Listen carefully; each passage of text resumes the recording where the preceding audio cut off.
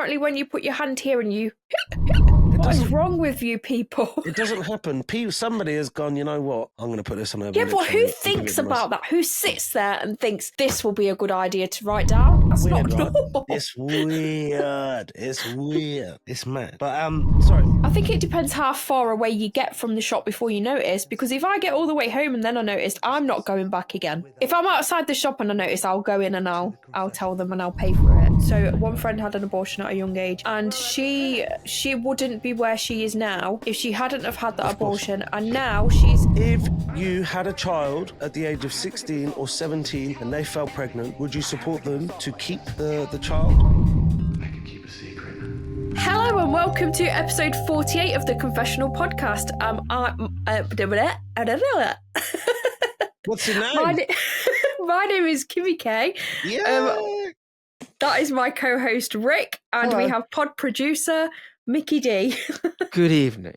Good I balls that one up, didn't I? No, you That's didn't. fine. Blah, blah, blah, blah, blah. And then you said your name. You're fine. You're fine. But I did like the post that you put on social media, saying this is basically you fuck up every intro or outro. Yeah. Did you see that? Yeah, and then I just commented on it saying this is probably your most relatable video I think you've ever made in the history of your life. And that's currently sitting on like 18 or 19 likes, which makes me really happy. Yay!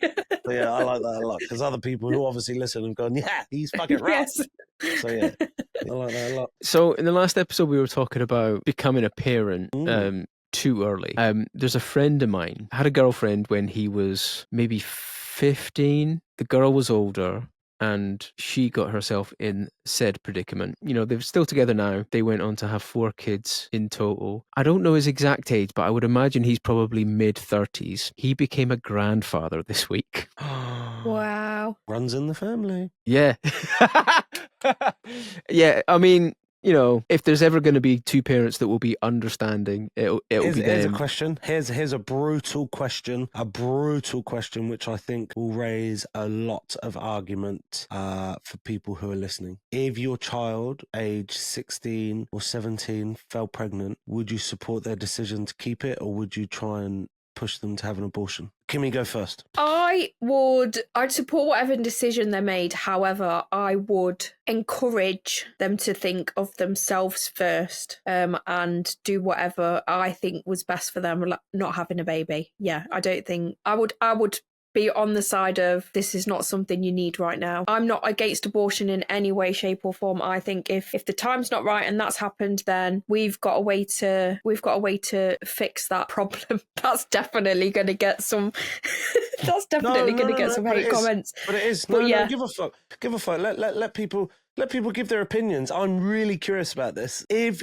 you had a child at the age of 16 or 17 and they fell pregnant, would you support them to keep the child or not child yet? Or would you push them to have an abortion? Please comment below. Very curious for your answers. I don't think we should, I don't think there is a wrong or right answer here, but I'm really curious to see people's thought processes. Like, I wouldn't force them to have an abortion. No.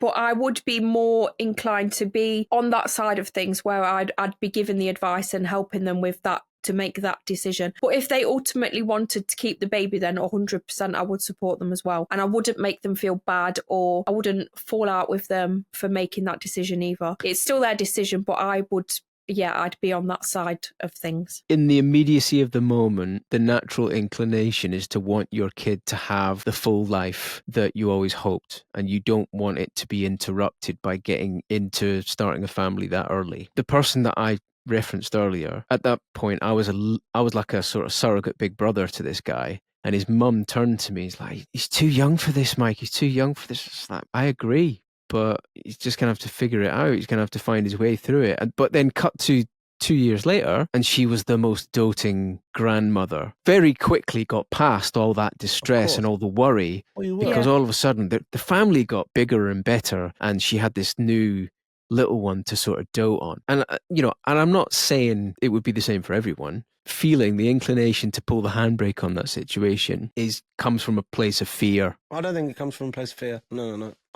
I disagree with that. No, I think like if you're the parent of the person, you worry, you're afraid of what their future will be if they go through with it. But then when you're in it and you're living it, and it's entirely possible that everyone's life and experiences gets enhanced. I think. Oh, I'm gonna give a savage opinion. So, firstly, I think it relies on a couple of scenarios. One, how much help are you gonna have if you have that baby? Realistically, how much help have you got around you? How many friends and family are going to help you? Because you're going to need help. I don't give a fuck who you are. You're going to need help financially, emotionally, everything, time, everything. Two, not only you as a 16-year-old child are going to fuck your life and fuck your future for at least the next 10 years, but you're going to fuck your parents' lives and whoever's around you and your family as well, because they're going to have to chip in. So you have to think about that. You really have to think about that, right? So imagine if it's just you and your mum and there's no other family around. Well, it's just you two then. That's just you two looking after that kid. That's savage, mate. That's brutal. But if it's you, your mum and dad, and then you've got fucking aunties and uncles and grandparents and cousins and whatever, and your family are all close and you're all like an amazing family unit, cool. Because you'll have that emotional support and people will be able to help, whether it be mentally, physically, emotionally, financially, whatever. So You're I think that you're comes totally into it. right, but I think regardless of circumstance, like if you're quite sort of secure financially and you've got a decent sort of family network, if you're the parent of the person who's potentially going to become a parent way too soon or like earlier than they should, regardless of whether you've got means, you're still going to fear for what their life will be because they're getting into it early. Yeah, You're mate, still going to fuck that. worry. I'd be fully against it. I wouldn't support it at all. Simple as that. I wouldn't. Big fat no from me. That's just my opinion. And if people want to shoot me for that opinion, that's absolutely fine. But I wouldn't support it in any respect. No way. So I mean, yeah, but then it gets into, so what does not support it mean? Well, it means if you think you're grown up enough to have a child, to birth a child and have a child and raise a child, you better go out and get some and be financially fucking able to pay your own bills, pay for the food for your fucking kid. You better grow up real quick because you got 9 months. You better crack on. I'll be a grandparent, no stress. Give me the baby for a couple of hours while you have to go to work, whatever. I'm giving you that baby back, mate. Financially, I might chip in, but yeah, mate. No, I'd be mad. I'd be real mad at the situation. I'd be fully against it. Just because I know that it would take away, not ruin's the wrong word to use, because like you said, you are getting a baby out of this and obviously another person, and that would be lovely jubbly. It would take away from your child's time where Life experience. it would really take away from their life experience, man. I've had friends that have had abortions like at a young age. So one friend had an abortion at a young age, and she wouldn't be where she is now if she hadn't have had that Of course. abortion. And now she's got a great life. She's more than comfortable. She's got a lovely family. She's got an amazing job. That would never have happened if she'd have had a baby when she was 16 with someone that she wasn't even really in a relationship with. Of course not. She would have had a completely different life. Nobody. She would have had a completely different life. So she definitely made the right decision for her. But like you said, it's different for everybody. It's different. It depends on the circumstances. I still don't think it depends on the circumstances. Like, I have no family around me, none at all. Am I financially okay? Yes. Could I support another child in my life? Yes. Do I have the time and patience for it? Fuck no. I'm trying to fucking grow my career and be prosperous and make sure that my kids grow up healthy and I give them the best chance at the start of life. Fucking hell, do I want another kid coming into that when my kids are still kids? Because realistically, that 16-year-old's not going to be a mother, mate. The fucking mum and dad, the grandparents or the people around them, they're the ones who are really going to bring that kid up at the start, because you don't know how. And I'm not saying we all knew how when we had kids, but we were mentally mature enough when we were older, for sure. All I know is when I became a mum at 18, I literally flicked from teenager to mum mode instantly. There was mad thought. There was no transition. It was just instant flick. Like from the moment I knew that I was pregnant, like there was no more alcohol, there was no more anything. It was just mum mode continuously. Which is lovely, and that's actually really nice to hear. But it was hard. But a lot of people wouldn't be like that. Get this. get this, I got a fucking crazy story. So I used to manage nightclubs, and in a specific place, I won't say where the place is, but in a specific place, we had lots and lots of regulars, and they would come every Thursday, Friday, and Saturday night, fucking like a religion, mate. They lived it, they loved it. Anyway, this one particular female came, and initially she was like, "I'm pregnant," and obviously all the staff, because she was a regular, we were like, "Wow, that's really cool, man! Like, good for you, congratulations! Like, that's amazing." She was like, "Yeah, I'm 4 months pregnant, like, absolutely loving it." But she's going inside, getting smashed, and when I say smashed, and then coming outside and smoking fags in a smoking area, right? So it actually got to a point where I actually barred her from the venue. Jesus. Simple as that. I barred her because legally you can't decline a drink to somebody. You can say, "No, sorry, I think you've had enough," when they immediately walk in. But obviously that just, because I just barred them. I was like, "I'm sorry, you barred." And they're like, "What?" I was like, "You barred. You can't come back. You're not allowed in. I'm going to put you on pub watch." Sorry, mate. And that was my choice. I don't want to watch this other person potentially hurt their fetus, which they're growing. Fucking savage, mate. So not everyone always makes the right choices like you can. Yeah, I think if you've made the decision to keep that baby, then you need to make sure you are doing everything Yeah, in of course. your power to make sure Yeah, that man. baby is going to be looked after and is going to Not be everyone safe. thinks like that, do they? And not No. everyone's parents think like that, because their parents may have done that as well. And I'm not saying that's right or wrong, but I had the power to prevent that. So I was like, cool, see you later. You're not doing that in the place where I work, because I don't want to watch it. Savage, isn't it? My God. I feel like I've inadvertently started us off on a very serious note. So I'm going to pull the handbrake and try and lighten the mood with a That's trip to Urban Dictionary Corner, if you're Let's willing. go for it. Let's have an abortion term. Why not? Yeah, let's do it. Hell. Let's A do it. yeetus the fetus.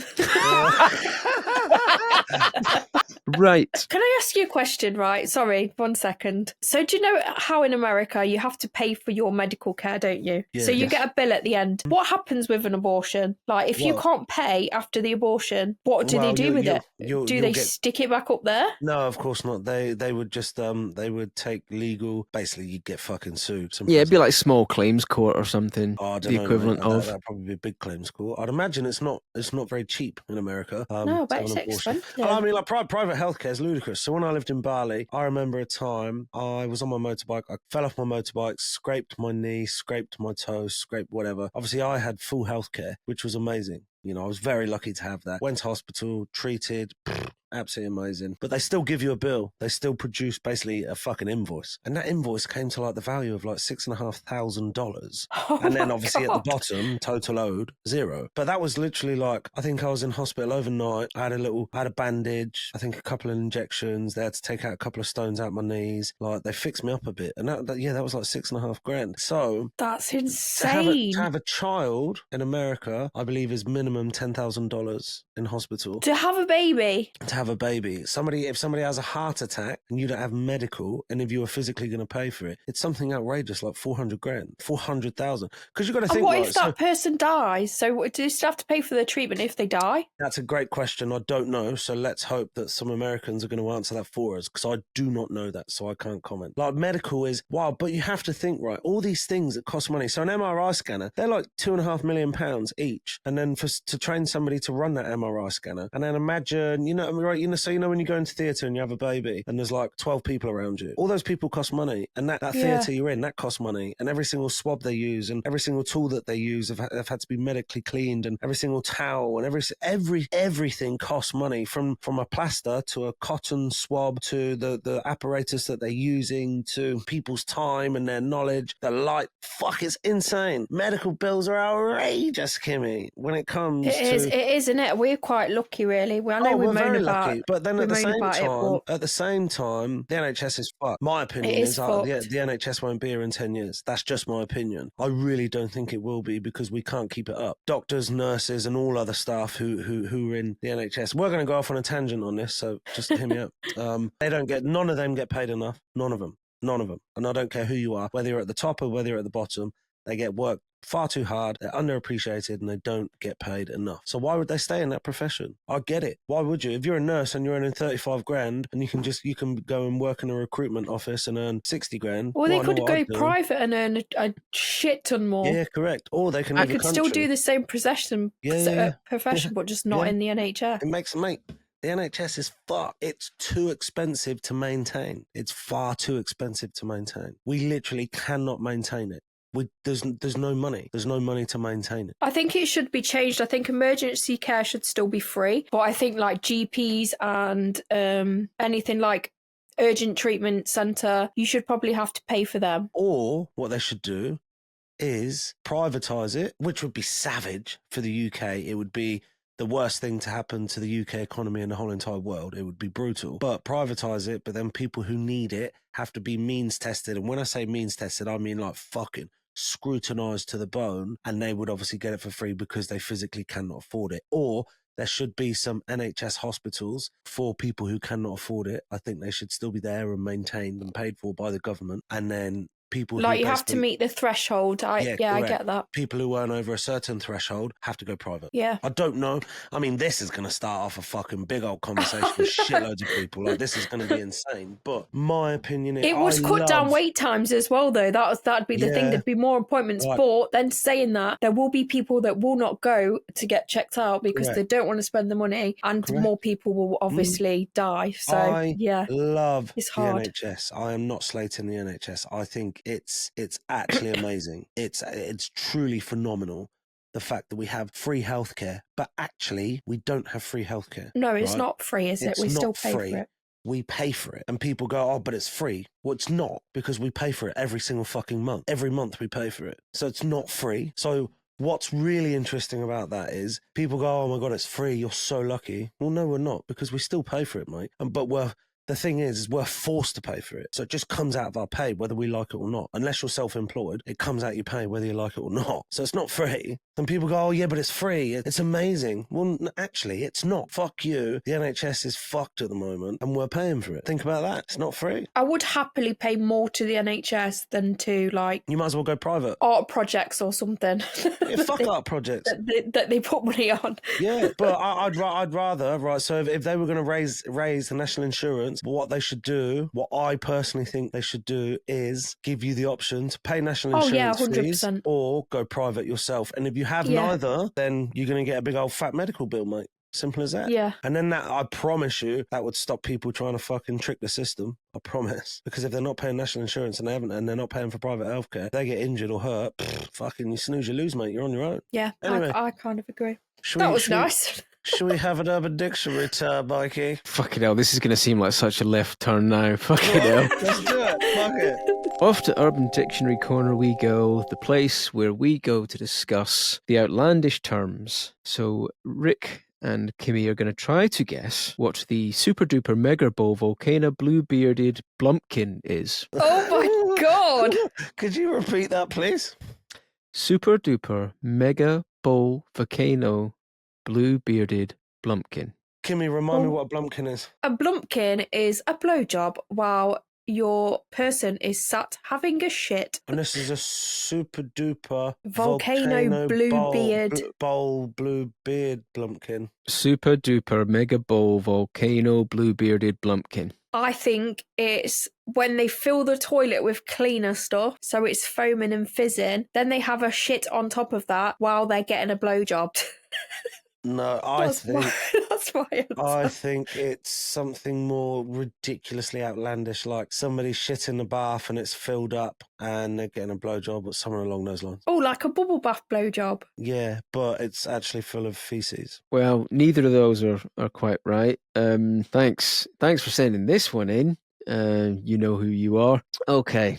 Super duper mega bowl volcano blue bearded Blumpkin. This requires 3 people. The first person is laying on the floor of a porta potty with porta potty juices in their mouth. The second person poops in the first person's mouth while receiving a blowjob from the third person. The poop splashes on the first person's face. The third person also pukes on the second person's penis.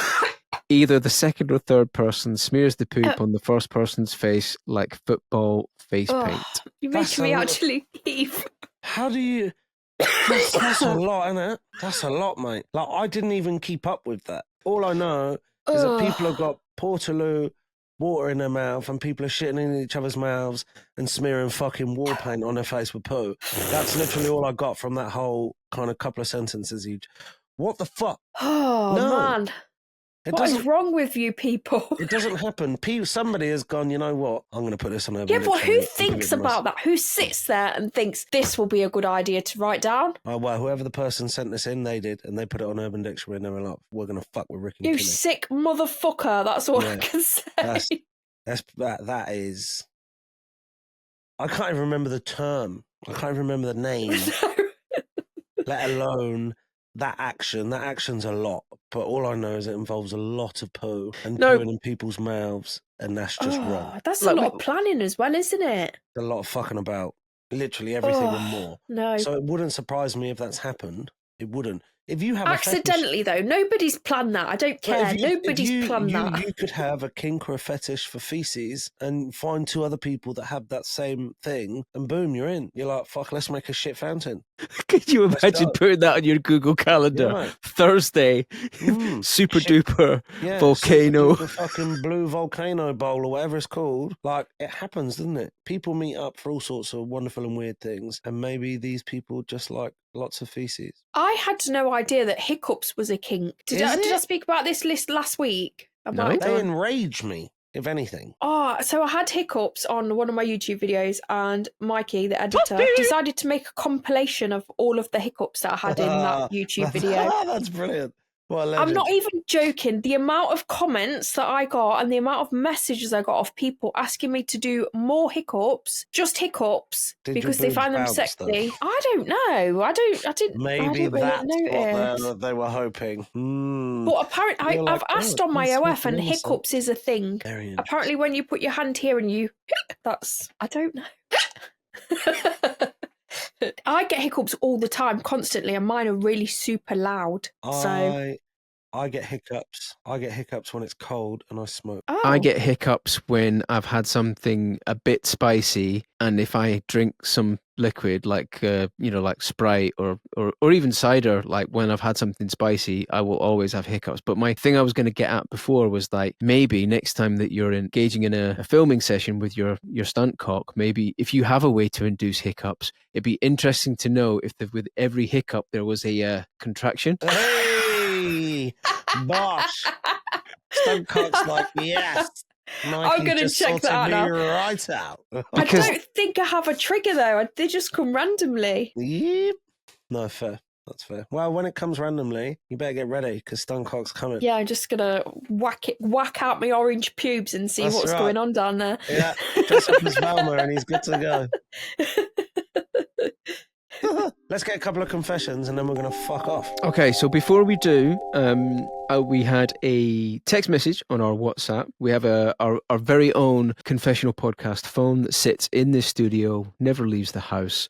So everything sent in can be kept completely anonymous. We had a message from someone saying, "Hello, I'm just watching episode 42. There is absolutely an influencer with dick pic guides. I have to say, I would be much less offended by pics I get sent if they were taken a bit better." And we've been sent a link to said photographer. That's really cool. And it's with another message. Yeah, another message just to clarify: anyone that can't even be bothered to say hello before sending a dick pic would still get blocked immediately, even if it was well taken. Yes. Of course. It rocks my world, mate. It blows my mind. The whole concept of somebody just quite literally sending a picture of their genitalia without even interacting with you previously blows my mind. And then not even asking if you mind if I send a picture or would you like to see a picture. Obviously, that's illegal. It fucking blows my mind, mate. I've had a few viral things on Twitter or X, whatever you want to call it, recently. And I've had to turn my DMs off because the amount of dick pics that you get sent on Twitter is just ridiculous. Yeah, it's mad. So I've turned them off now. I just can't be bothered with them anymore. It's literally illegal. Well, it's actually illegal. Stupid. Like, you can go to prison for it. It's mad, isn't it? It's stupid. I don't understand I don't get the mentality. Especially if you've not ever spoke to that person before. Here's my cock. Yeah, I can't even see your face. I've seen your cock before I've seen your face. That's weird, not normal. Right? It's weird. It's weird. It's mad. But sorry, let's have a confession. Right. A confession. I have a confession. I absolutely love stealing from self-checkouts. There's something exhilarating about it, like I'm outsmarting the system every time I do it. I know it's wrong, but honestly, Who cares? It's That's not like I'm robbing a theft. bank or anything. I'm just taking what I can while the big corporation rakes in millions. I see these people lining up to pay full price, and it's just comical. They're sheep blindly following the rules while I'm here living life on my own terms. Why should I hand over my hard-earned cash when I can slip a few extra items into my bag and walk out? It's not just about saving money, it's about the thrill of it all. Just the other day, I hit the jackpot, walked out with a brand new smartwatch, Oh, wow. a couple of game controllers, and a stack of gourmet snacks without paying a dime. Best part, I could see the cashiers hustling around totally oblivious while I made my escape. I chuckle at the thought of those hard-working fools who sweat it out just to pay for their groceries. I'm gonna say, You're a thief. yeah, like, you know, it's not like you're just putting like a fucking Twix in the bag and not paying for that. Like that might feel like a bit of a victory, but that's fucking shoplifting, bro. That's Yeah. actually shoplifting, which I don't condone. I mean, I No, say I I don't don't condone. either. I accidentally robbed a fucking Toblerone last week. Oh What? no! The white Toblerones. It's coming up to Christmas, isn't it? So they're back on Yeah. the shelves. It's kind of walking around a supermarket. We literally went in there for bread, and then obviously you start fucking mingling about and looking about, and you end up spending £40, even though you went in for something which is a quid. So we put a cheeky white Toblerone in. Anyway, we had such a mishmash of things we got a massive trolley because we had Rupert with us. Even though we didn't need it, it's just so that we can sit him in the trolley. Anyway, so we got everything out and we used the self-checkout. Got everything out. And then obviously got to the car, put everything back in the car, took Rupert out, and there was a fucking white Toblerone. And I was like, oh my God, I've just robbed a fucking Toblerone. Did I go back in and pay? No. Oh, But I would have done. I'd have felt so bad. We got a question about this a while ago. And it's like, so like if you accidentally stole something, how expensive does it have to be that you feel like you've got to go back in? £10. So if you accidentally steal something that's over £10, you feel like, oh, I should go back and sort that out. I would 100% do that, yeah. If you accidentally stole something, how expensive would that thing need to be to make you go back and set things straight? And if it was my child, I would take it back, obviously, just to kind of as an example, and to let them know that obviously it's not right. Oh man, little Yeah, my one in a child pram. stole a shoe before. One shoe. Nice. What a cunt. That's hilarious. It stole one shoe. Fucking all the shopkeepers are like, well, there must be another fucking shoe here because they come in pairs. And the kid's like, oh, dickhead. Yeah, it was like a pink sandal, but it was like a size 9, like a men's 9. And I was like, Jesus. what the fuck? I feel like a little one in the fucking shopping cart is like the perfect sort of excuse. Like, I'm easy, ever mate. so sorry, I didn't realize they'd picked it up. I'm just bringing this back. I mean, obviously, there's a limit on what you can get away with up there, but not a smartwatch. I A couple think of it controllers depends. and fucking DVDs. Yeah.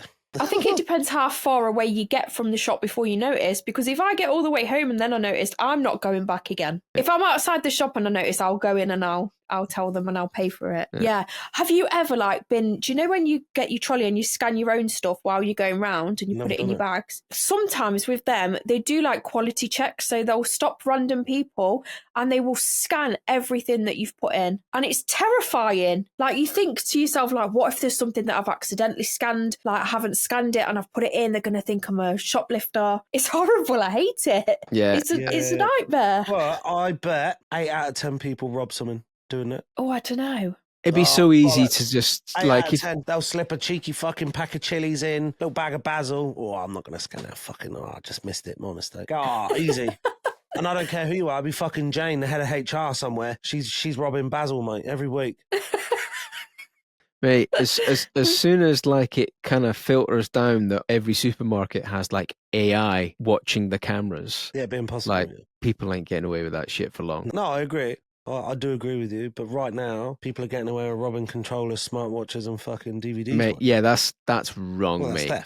theft. So, Have you ever purchased something off a shoplifter though? Cigarettes, yes. No, I did know a guy who, if you said you needed something, he would Go and he get would it. always say, "Oh, Yeah. I'll get one of those for you. No worries." And I was like, "No, I'm cool," because I didn't want there to be like someone down the chain who's been a victim of something. Yeah.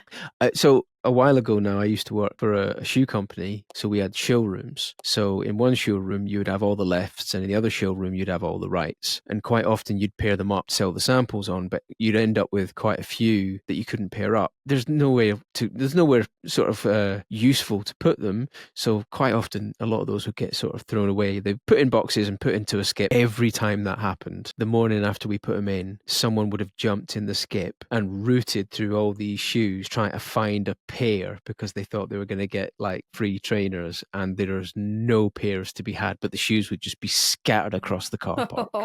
Oh, Kimmy, have you actually never robbed anything? When I was a kid, when I was a teenager, I used to steal all the time, makeup and shit, but now I believe in karma and I'm too scared. I used to pinch Jolly Ranchers like they were going out of fashion. My brothers were literal thieves. They used to go in the shop in the morning before school, wait till the man in the shop was doing the paper round so he wasn't looking. They would fill their bags with stuff like chocolate, crisps, everything, cigarettes, and then they'd go to school and they'd sell it. Fucking hell. They used to make an absolute fortune, but yeah, I'm too scared. I believe in karma, and yeah, it makes me panic. I didn't believe in karma when I was 9, eating my Jolly Ranchers, walking down the high street, living my best life. Yeah, I did used to steal makeup and stuff and clothes and shit when I was a teenager from Tammy Girl. Oh God, You motherfucker. That's why they're closed. showing my age. I know. Okay, because of you. I'm embarrassed when I wear shorts because my scars are extremely obvious and I know people around me stare. It makes me feel like I'm pining for attention and I'm ashamed. I haven't hurt myself in years, but I still can't shake off the feeling that it's part of me forever and I'll always regret it. I'm scared that future partners will think I'm immature because of my scars and that I'm miserable. I have a solution. Tattoos. I had this problem. This is why I have tattoos on my legs. Because I had a period in my life where I was self-harming, and yeah, tattoos solve all the issues. Interesting. So because it's not necessarily that you want to die. Yeah, it's not like you're not trying to commit suicide or anything, but people get addicted to the sensation. Yeah. Of I was very, very unwell. This was when I was when I had psychosis. I was very, very unwell. I can't even remember half of it, to be honest. But I just know that they were my legs were really bad. I ended up tattooing one myself. This one that looked even worse. But yeah, I've got them covered up professionally now. But yeah, that's my solution. Get tattoos. You'll never see them again. You won't have to remember that time. Also, Problem another solved. solution. If somebody is so narrow-minded that they think you're a fucking idiot because you've got scars, then they can get in a fucking bin and you can find someone who's going to love you for who you are, whatever your experience. How about that? I think both of those sort of bits of advice are pretty much on the money. Yeah, I think when people see people with like self-harming scars, they automatically get this image of them, of this kind of person that they think they are. I am 100% not the same person I was when I was self-harming. Of course not. Nowhere near that person. So yeah, I don't think you should judge someone just on their old scars. We've all got pasts and stuff, and Yeah, man. Whoa. shit times happen. Yeah, correct. When people say they've got something wrong with them, a mental illness is an illness as well. I was unwell. That was a product of being unwell. That was one of the symptoms. So I don't think it's anything to be ashamed of. It's something that happened. I'm obviously not proud that I did that, but it was just something that happened. And yeah, I don't have judgment for people that have mental health issues. On that note, I think that is going to be the end of the Confessional Podcast, episode 48. No, is it 48? It is 48. 48. Isn't it? 48. It is. So from myself, you've been listening to me, myself, Rick. Obviously, we have the very beautiful Kimmy K and the legend pod producer Mickey D. From us, we will all say thank you very much for listening. Please do remember to like, share, and subscribe. And of course, any of you would like to see any bonus content, click the link in bio, go and find Patreon. It's free for the first 7 days, and then it will ask you for £3 a month. So if you want to see some juicy goss, go and get involved in that. That's basically you buy in each of us £1 coffee a month. That's right. That's yeah, literally that it. would be really cool of you. Also, please do remember there's multiple ways that you can send in confessions. So obviously we've got the NGL link, that's for nice and short ones. Then we've got the Google Doc form where you can send in much longer ones. We also have WhatsApp where you can send in as long as your heart desires. A lot of people are using WhatsApp at the moment because obviously it's their preference. So yeah, send some shit in. We like the goss. We like hearing your stories or your issues, or just kind of your random rants. Maybe not so much people pooing in each other's mouth, but other stuff, send it all in, man, because yeah, we lap it up and we thoroughly enjoy talking about it. And you guys quite literally make this podcast. So without you guys sending this in, we literally have nothing to talk about, apart from me going on rants about the NHS and abortion. So thanks for listening, and we love you. Bye. I just laughed and farted at the same time. You fucking pig. I love that. That's disgusting. Sorry.